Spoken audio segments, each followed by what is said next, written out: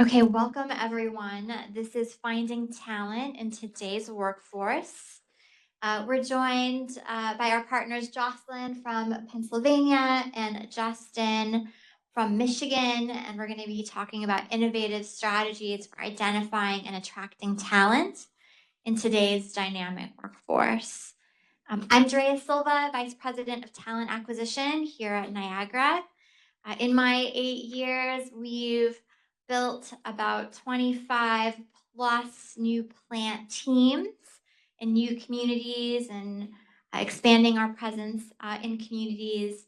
I'm really excited to hear from our workforce partners who have been fantastic in helping us do that with their best practices. We've got two speakers joining us today. Jocelyn Sterenchock is the Director of Economic Development with Greater Hazleton Can Do. Jocelyn leads strategic initiatives to attract new industries to the Greater Hazleton area. This is in Pennsylvania, supporting the growth of local businesses to develop a workforce pipeline to meet the needs of today's employers and tomorrow's innovation. She works closely with partners across the community to ensure Hazleton remains a competitive and thriving place to live and work. Justin Al-Igoe is the Executive Director of Michigan Works in the Macomb and St. Clair counties of Michigan. Justin has worked across various roles in workforce development and community action programs throughout his career in Michigan. As a side note, he's also a lieutenant commander in the U.S. Navy Reserves, and he's received commendations for his service with deployments to the Middle East and Africa. So really excited to hear from both Jocelyn and Justin. We'll start with Jocelyn and hear from her, and then we'll hear from Justin. Feel free to put your questions in the chat, and we'll come to those after both presentations. Jocelyn.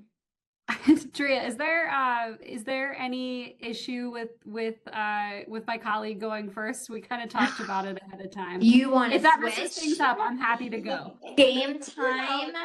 That's just like us. We just switch it all up. You know, we need agility in what we do. So yes, Justin, you are first. Yes, thank you. I did win the coin flip we had just before. So that was great. So, do you have my slides up, or do I need to try to find out how to share them? Which I can attempt. We to are do it finding out the answer to that. Yeah, I always mess this up.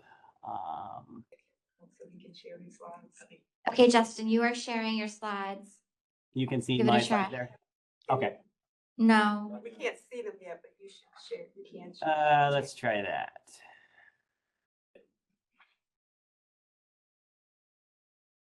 Yes. Does that work? Can you see that? Okay. Well, good afternoon, everyone. You could just put it in presentation mode, and then everyone can see. Yeah, smart. Yeah, and you're good. Come on. There we go. All right. Does that look good? So if you can hit at the top, switch presentation mode at the top middle. Top menu. middle. Display settings. I told you I wasn't good with technology. That's okay. We're all learning it together. Swap. Does that work? Fantastic. All All right. right, you're ready. Here we go. Well, good morning or good afternoon, Certified. everyone, depending on where you are. Again, Justin Al-Igoe, I'm the Executive Director for Macomb St. Clair Michigan Works. We are part of what nationwide is called the American Job Center Network. So we are the publicly funded workforce development agencies that covers every state, every part of the the country. Specifically, I cover 2 counties just north of Detroit, as you can see on the map there. So that's just a quick reference for geography purposes. And just I wanted to do a quick overview of the American Job Center Network. So again, these are physical and virtual locations where both job seekers and employers can access the workforce development system. We are both federally and state funded. So we are available to all employers and job seekers that need to access the system.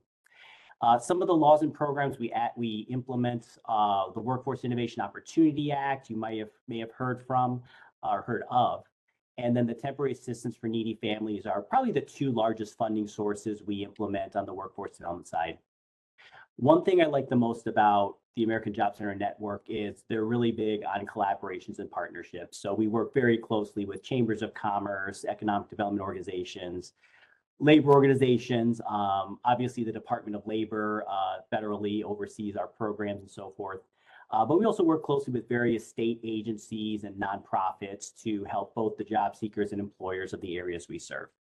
I have a double asterisk at the bottom there because every state will implement slightly differently. The system is made to be flexible and customizable. So if one area is more manufacturing or one is more medical or so forth, you can adjust the programs, the training, and so forth that you do for that area. So it is a bit of a difference between them, but that's so it adapts to the local labor market. And then just a little more information on our agency specifically. We have 4 physical centers, 3 in Macomb County, 1 in St. Clair. In an average year, we'll see about 30,000 job seekers that access our system, and we work closely with about 400 employers in the average year to help with their workforce development needs. Very generally, our programming is both broken down into adult services, so obviously 18 and older, people that either are on unemployment insurance or recently laid off, whatever, to help them find work, or if they want to go like part-time to full-time work, we're there to assist them with that. We do have youth programming, which I will mention briefly in a little bit. But then we also have a side that works with business services and helps with our employers. And then other groups we help with are people on public assistance to help them find a job so they move off of public assistance. And then from time to time, we'll get special focus grants and programs that might be more specific to certain industries and so forth. All right, so I think I hit stop. Did that work? You're no longer seeing my slides? Yes. Okay, perfect. Yes, you're good. Great. So when I was thinking about what to talk about for this panel, you know, the title of it is Finding Talent in Today's Workforce. I kind of had to think about it in 2 terms. I'm looking at short term and long term. Short term, because obviously we have immediate needs with the businesses we serve and the job seekers we serve to help place them quickly and in, you know, good paying jobs. So if you haven't gotten on the bandwagon yet, one of the things that's going to be big is apprenticeships. Over the last several years, that has become a major source of job placement for both the employer side and the job seeker side. Now, when you think of apprenticeships, you might think, you know, the blue collar trades program like carpentry, plumbing, and so forth. But the truth is, you can have apprenticeships in any field and occupation. I know locally we've developed some in everything from childcare, medical. There's a nursing apprenticeship. Just you can have one in any area. It might have to be developed, but it is available in just about any field. The advantages of apprenticeships is it's good for both the employer and the job seeker. So the traditional setup is there's a bit of a classroom training component where the job seeker will earn a credential as part of the apprenticeship, but there's also sort of an on-the-job training part of it. And this entire thing encompasses their kind of onboarding and training plan with an employer. It's a win-win because first off, the employer gets someone right away. Most apprenticeships start with, okay, you're going to work 20 hours, 25 hours for the first couple months. And then on Tuesday afternoon, you're going to go to this training institution and work on this credential, which is part of your job.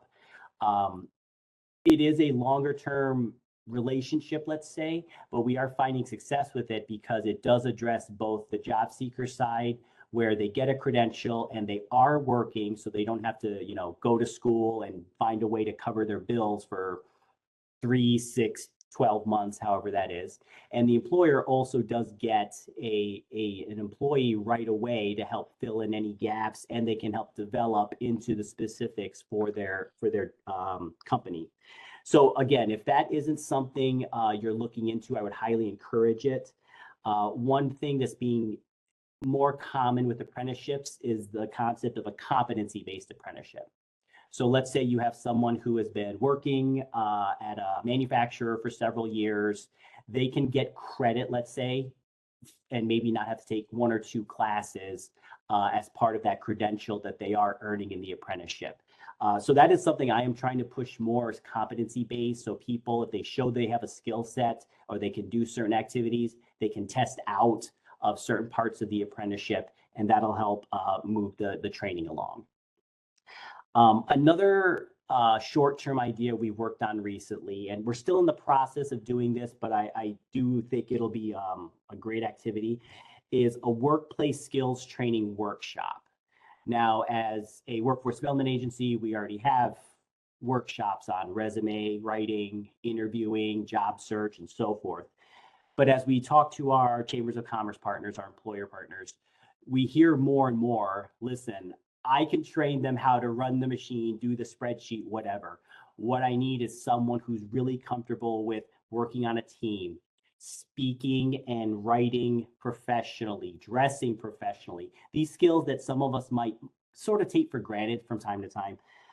So we are working with 2 local community colleges to develop that curriculum, and we are going to have it be kind of like our flagship workshop that most, if not all, job seekers will have to at least attend or take some sort of assessment to show that they do understand, when I go to my job, I have to work as part of a team. Most jobs, I'll say, not all jobs, but most jobs, you have to work as part of a team. I'm going to have to, understand how to organize myself so that I don't fall behind, miss deadlines, and so forth. So we're working on that right now. Hasn't launched yet, but I do think that will be one of the things that can have immediate impact for both our job seekers and our employers. The plan is to offer to employers at no cost if there are any of their employees that they would like to send to that. Moving into some of the long-term ways to, find talent in today's workforce. One of the things I've been trying to work on is build up our youth programming. What we're seeing more and more is, and everyone here is aware of this, our workforce is shrinking, and it's projected to for probably the next 20 years or so. So certain industries are going to get hit harder by that. So what we're working on is working more with high schools and even middle schools to an extent to work on the career exploration piece. Many K through 12 systems focus largely on college prep, and nothing wrong with that. I have 2 degrees myself. No, nothing wrong with the college path, but it is not for everybody, to be honest. So by doing the career exploration, we'll do things like, instead of a job fair, we'll have a career exploration fair, where instead of employers bringing, I have 3 job openings in this, I'm hoping to find someone at this job fair, they will be present and discuss their industry, their company as a whole. So they might have some hands-on demonstrations. We have a successful one with building trades. So we'll have the students, do some, obviously in a very safe environment, some carpentry, construction work, just to get a little bit of hands-on experience and understanding of what the job actually entails. And we found some success with that. It's called the Blue Water Building Trades Fair. It's actually this Thursday.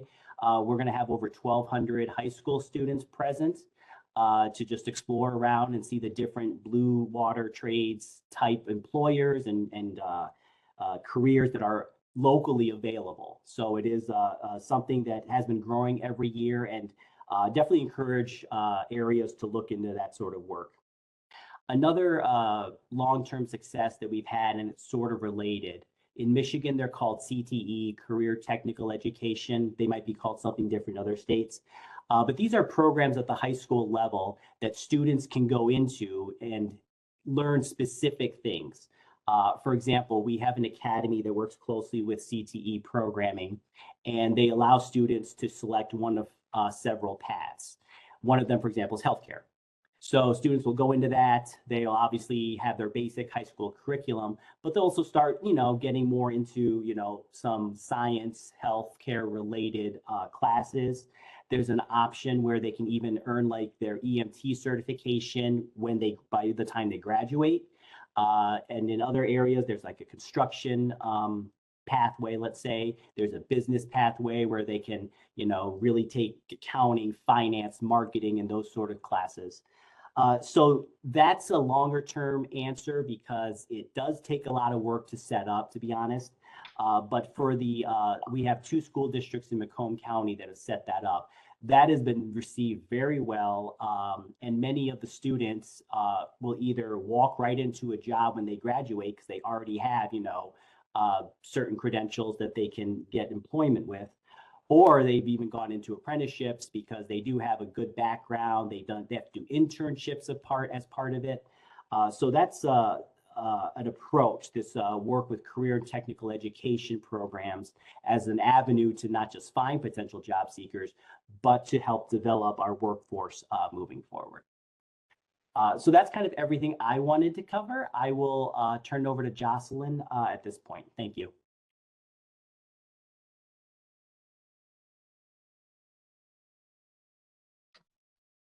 Okay. Hi, everyone. I apologize because my screen is sharing on the other side, which I didn't expect. So my camera's over here, but I'm looking over here. We'll get through it.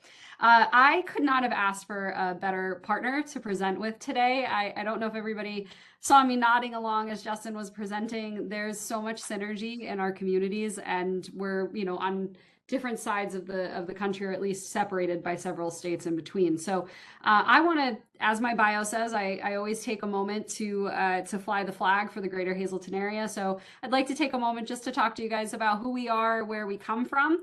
I should introduce myself, Jocelyn Sterenchock. I'm the Director of Economic Development. I've been with Can Do for about 8 years and really have fallen into this realm of workforce development in our community as a facilitator, which I'll talk more about as we progress here. So who is Can Do and what do we do? We are a private nonprofit economic development organization. We're certified by the state of Pennsylvania as what we call a CEDO. However, we do not receive state or federal funding for our operations. We are a self-sustaining organization based off of the verticals you see at the bottom of the screen here. We do real estate and land development. We facilitate partnerships. We do financing, entrepreneurial development, and we are still in the game as a PUC regulated utility division. We own water and sewer in 2 of our 4 business and industrial parks. So we've been doing what we do for over 65 years. We're actually celebrating our 70th anniversary next year. And it is, the impact speaks for itself. We have 42,000 acres of developed land. Our 4 industrial parks total about 120 industries. Our net job creation is about 15,000 employees working in those parks currently. Our gross is around 35,000 jobs over the last 70 years. Our taxes generated on an annual basis, this number's actually gone up since I worked on these slides. It's about $24 million, with about half of that going to our school district, which we'll talk a little bit more about later. And we generally invest, or we see investment in our community of about $2 billion of private capital every year. So I mentioned before being a landlord. We do own about 1 million square feet. You're going to hear me talk about a couple of different things here, but we do have 13 buildings that total that 1 million square feet, and it makes us very well rounded for the work that we do because we truly do understand the challenges that each one of our tenants are going throughout the process. So what you guys are here to really hear about. Where is Hazleton? And why Hazleton matters. So Hazleton is represented by this big red star here in the top right corner of the state of Pennsylvania. We are at the intersection of Interstate 80 and 81. It is the only place that the 2 major interstate veins intersect, moving north and south and east and west. So within 300 miles of our community, you're at about 33% of the population, or as what we like to say in our shticks are, in half a day's drive, you can access half of Canada and a third of the United States population based off of the interstate structure that we have here at Greater Hazleton, in the Greater Hazleton area. Can Do was originally part of a lobby group that petitioned to have these interstates connect here versus further south as what was proposed, and it's been instrumental for the growth of our region over the last 5 to 6 decades. We are who lives here, kind of touching on the slides. This is us. This is Greater Hazleton. We're going to talk about our community a little bit more here, but about 77,000 people, 20% of those are foreign born. 35% of our community identifies as Latino or Latina. And about 82% of our population is in prime labor age, which is huge. So I'm going to talk a little bit more about some of the population changes that we're having. But as you heard Justin mention before, most places are experiencing a population decline, raising ages, and struggles with workforce for that reason. Our community is getting younger, with our median age being about 41 and a half, and 33% of our population is under the age of 35. We've got a great commute path, about 23 to 25 minutes in our community, but our region certainly has a larger reach, which we'll talk about on the next slide, and just some demographic information about the cost of living here in the greater Hazleton area. But what's important for us is who works here. 77,000 people, even at 85%, is not a lot of people. So we rely on that interstate structure that I mentioned before. That 80 and 81 vein, you can see over the years, we've enhanced for 476, which is our public turnpike, 84, and some additional highway systems that really make access to Hazleton as a hub possible.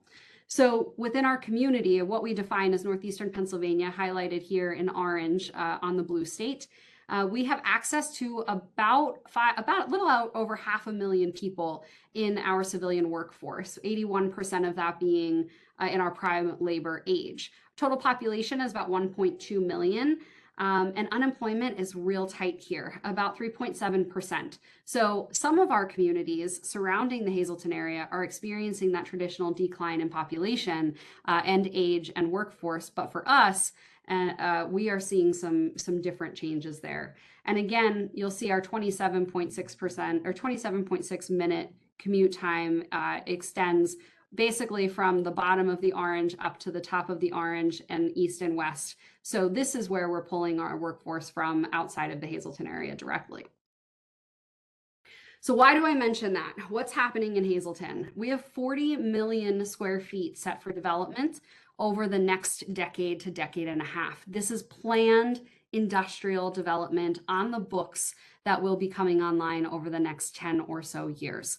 You heard me mention before, our industrial parks are about 23 million square feet. This is going to triple our industrial square footprint over the next decade. And with that comes about 6,000 more jobs. An 8% increase in population is what we're anticipating. Actually, let me take a step back. So those 6,000 jobs have to be filled from somewhere.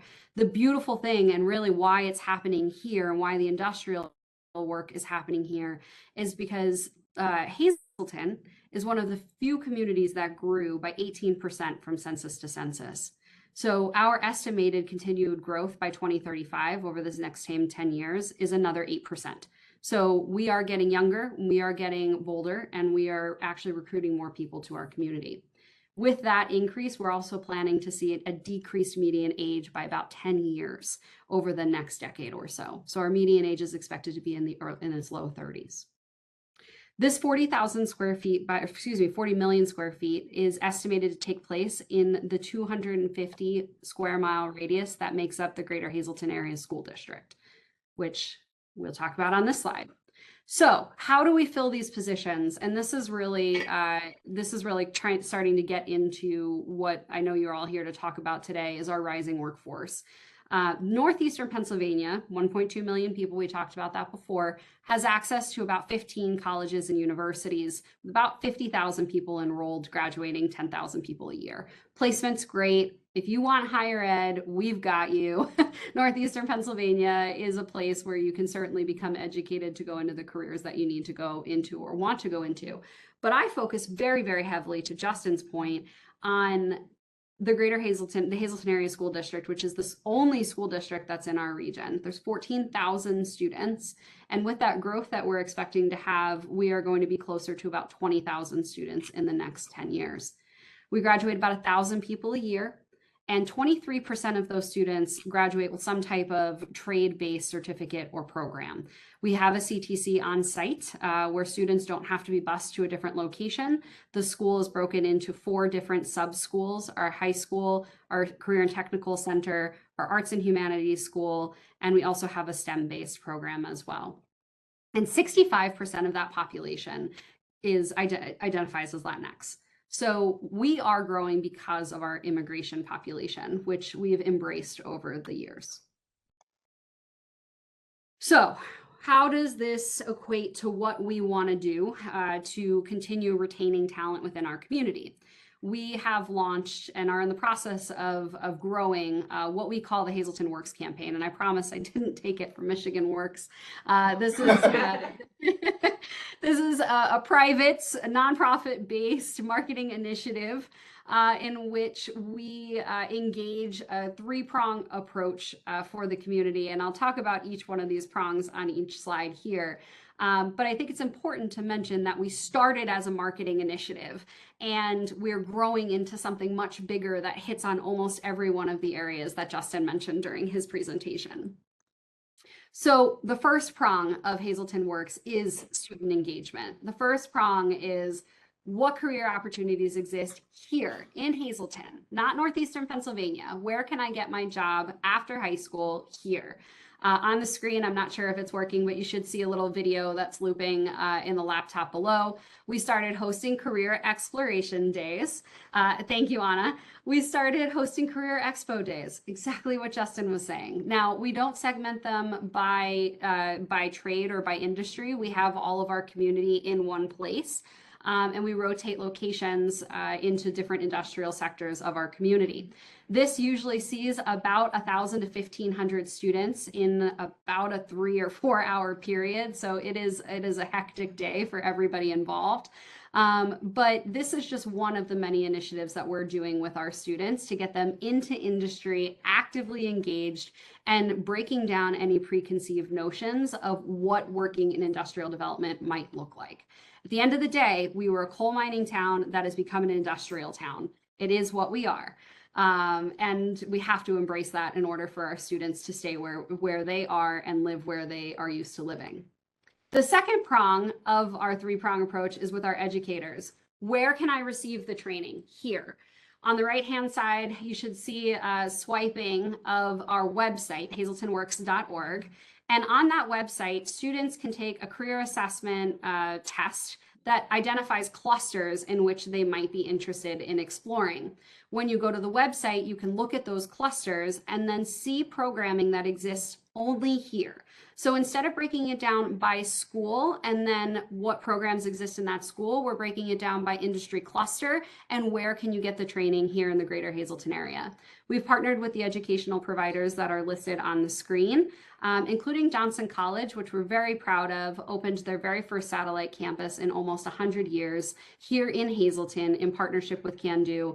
We did get naming rights to the building, and it's just an amazing opportunity. They just had their first graduating class yesterday, so more to come on that. And the last prong of our approach is the employers. And right, this is what you guys are here for. How can I engage these kids that are on this website? Well, the employers are given, we want them. We want the employers to engage. So there's things that we do with no monetization. There's opportunities that we go in and we talk to all of the welders in our community and put videos together and give them to students of all of the welding opportunities that exist throughout Greater Hazleton. But we also have the opportunity for your industry to be highlighted on the website, get a customized video, talk about who you are and where you're going, what type of industry that you're looking for, what type of employees you're looking for, and then also have like some high-level campaign access and what we do for our marketing efforts. And that really sums up, what Hazleton Works is. And I think at the end of the day, that is the rising workforce is how we're engaging our community. To Justin's point, we are moving into a group-sponsored apprenticeship program, something that we as Can Do are looking to offer to our community members. So what that does is it takes the administrative burden off of the industry, and we host the apprenticeship program. And in doing that, we can host multiple locations. We can have mentors in multiple locations. We do all of the administrative lift. And then we can work with all of the schools that we mentioned previously to allow the ones that specialize in certain areas to be the ones that are connected with industry for the access. We're also, doing the standard, meet and greets, get into the communities, do your internships, et cetera. But really, and what I'd like to close with here is, I think the best advice I could give to anybody on this call on how to engage your future workforce in a creative effort is, as an industry member, it is your obligation to attract your workforce. You need to be involved. You need to be engaged. You need to find creative partners at the state level, at the local level, within your organization. Create a program for yourself, launch an internship program. Your engagement is what will keep your workforce pipeline flowing. And I'll conclude there and happy to answer any questions.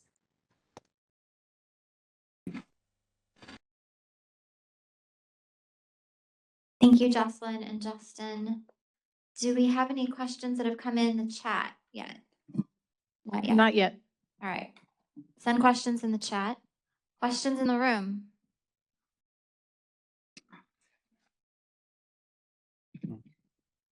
Drea? Yeah, thank you both for sharing that. This is John Sweatman, Opelika, Alabama.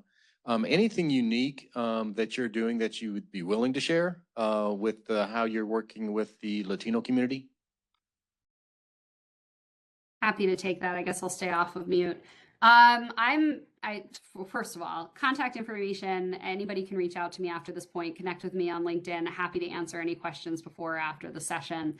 But the biggest thing that I've learned, and again, Latino is broad, so that's the first thing I want you to remember. Being a member of the Latino population or the Hispanic population means you're coming from a plethora of different countries with different cultural backgrounds, different guidance, and different ways of living. So for us, our community is primarily from the Dominican Republic, which has its own sets of advantages and challenges. And the biggest challenge we experience is trust.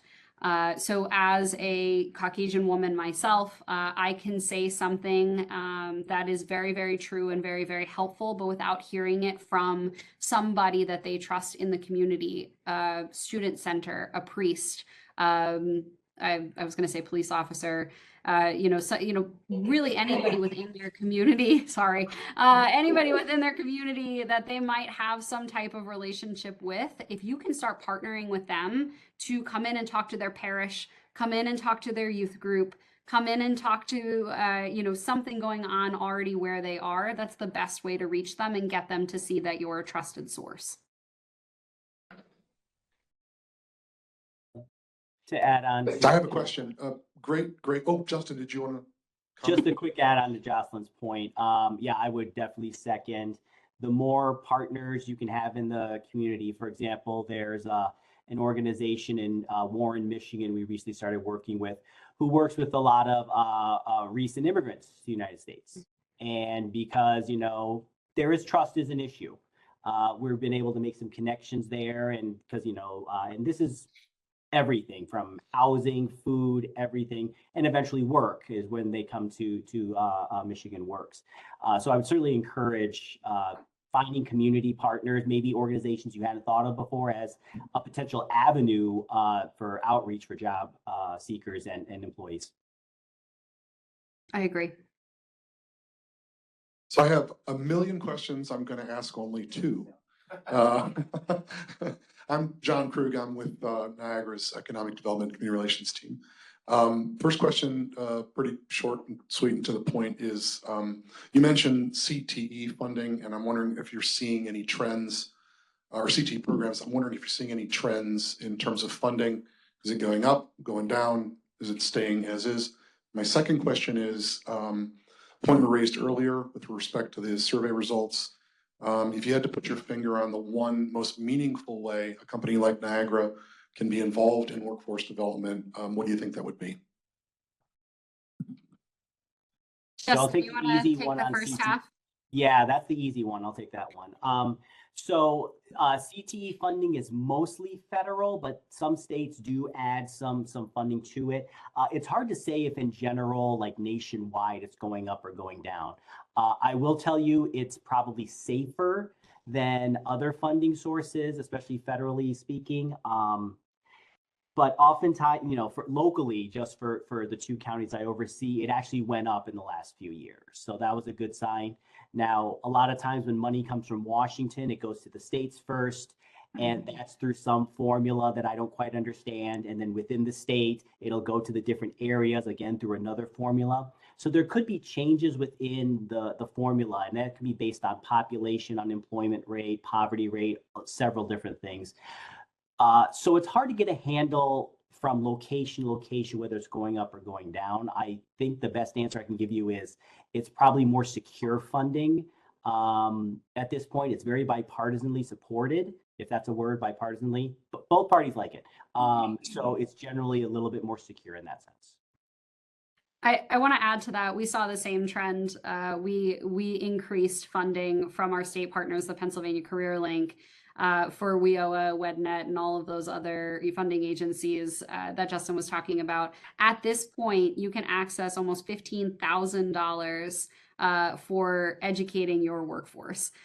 So you bring somebody on and you can get up to $10,000 back in your payroll for their first 6 months, almost anybody that you employ. So there are some qualifiers, but it's almost impossible to not qualify with the types of work that we have here. So that went up from 7,000 in 2022. John, for those of us that don't know, what is CTE? Sorry. Thank you. So, I'm sorry, CTE. So it stands for Career and Technical Education. It's possible it's called something different in other states, but pretty much it's funding to support, technical, more specific industry type training for really high school students. But I think it does have some leeway to go up to like age 24, I think, in some areas. Our state is 24 as well. Okay. I want to jump on the question, the second half of the question about the one thing, right? What's the one thing that you can do? And I think I answered that as I ended my presentation. But it's, I know every day is a grind, and I know every day that everyone in your facility is giving it their all and is doing their job, and they have that checklist of things that they need to do.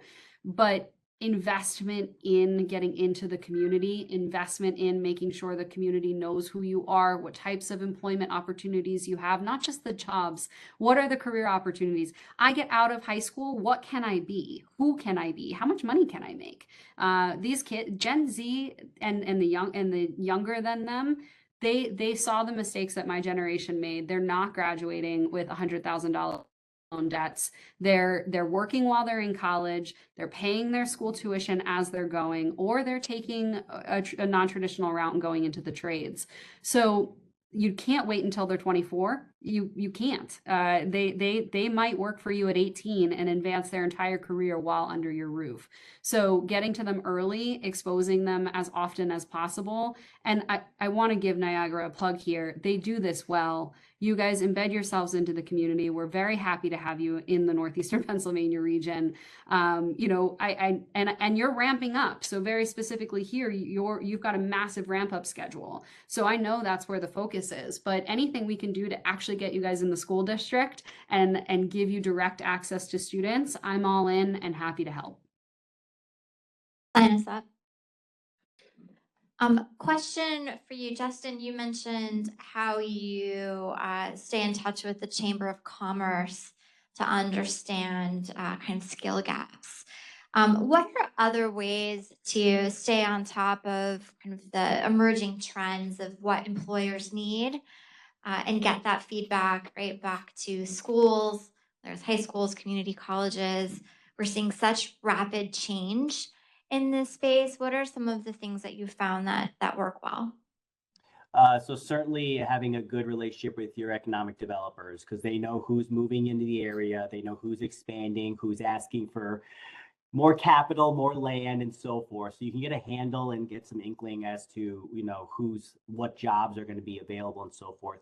To be honest, the main route is the chambers. They're there to support their membership and their employers. With our main chambers, I usually meet with them every 2 to 3 months just to see what the trends are. What are you hearing from your membership? Is there any gap that continues to be an issue with filling? I think I want to connect this question to one I saw in the chat about what are the main industries in our area. So obviously being Michigan, manufacturing is a big one. So there's certain gaps in manufacturing. We can't train enough welders, for example. We can't train enough in CNC, computer numerical control, if you're not familiar. So those jobs generally get filled very quickly once you're done with training. The other two big ones, and this might even be nationwide, is healthcare and IT. Yeah. Healthcare, obviously, because it's just a continually growing field, just in all, really, I think most locations, if not all. IT is an interesting one because it's very complex. What you train in and get a credential in today, in 2 years, there's going to be something else. My brother is in IT, and I swear he's in school every 2 to 3 years for another certificate or credential or something. So that's been a hard one to address in a way. But I would say traditionally, it's going to be manufacturing, especially in Michigan. We have a heritage in the manufacturing space. My community is the same. Again, I think, putting this panel together, Justin and I play really well off of each other. What we did as the EDC, and I think too, you have to remember in your community, sometimes the Economic Development Corporation organization is state affiliated or affiliated with a chamber. So sometimes they play both roles or one or the other. And in some cases like ours, we're an independent 501c6. So you have to, you have to analyze your landscape and understand how the EDC plays in your community. So for us, we have a ton of autonomy. We don't have members. We have a massive board, but we really have the room and freedom to move workforce forward in a way that our community needs it. So we did a needs assessment towards the end of the pandemic to really identify what was happening in our community and with our industries.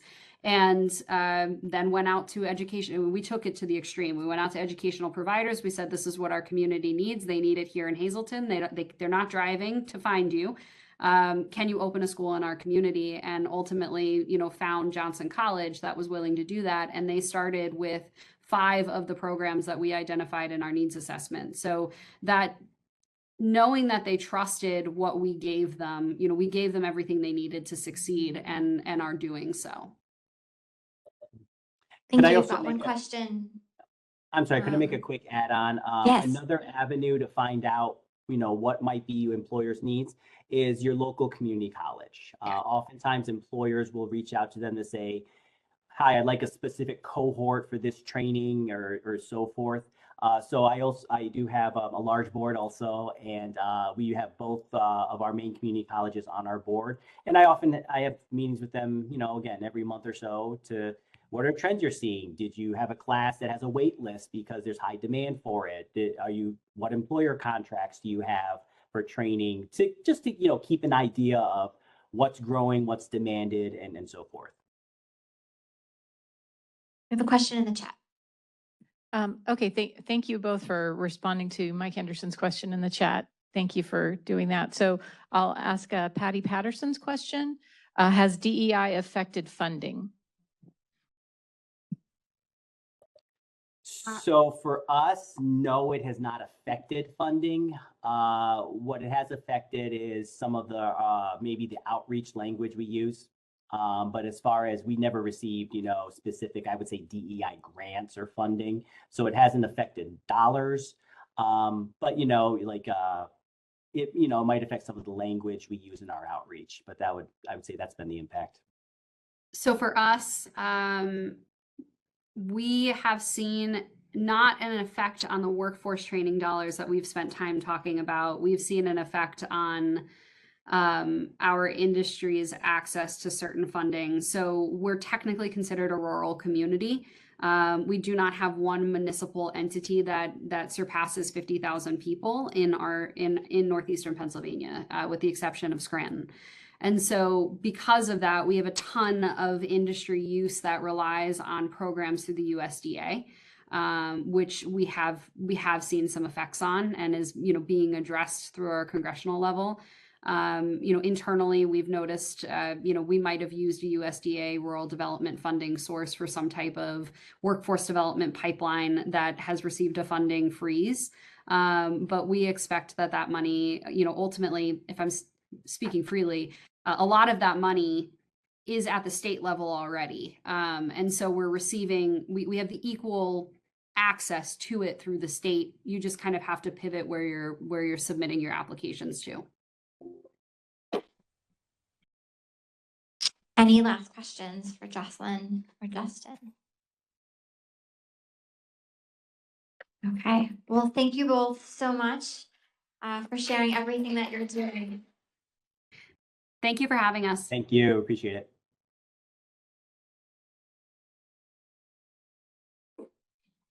And I think we're wrapping up. I'm not sure what's next. Building long-term prosperity together. Hi there, I'm Patrick Drynan. I'll be moderating the next session, moving into the square. The next session, we just wanted to make everyone aware at the top of the hour, will be the economic development, building long-term prosperity together. There will be a link to that presentation in the chat, and we look forward to seeing you in about 10 minutes. Thank you.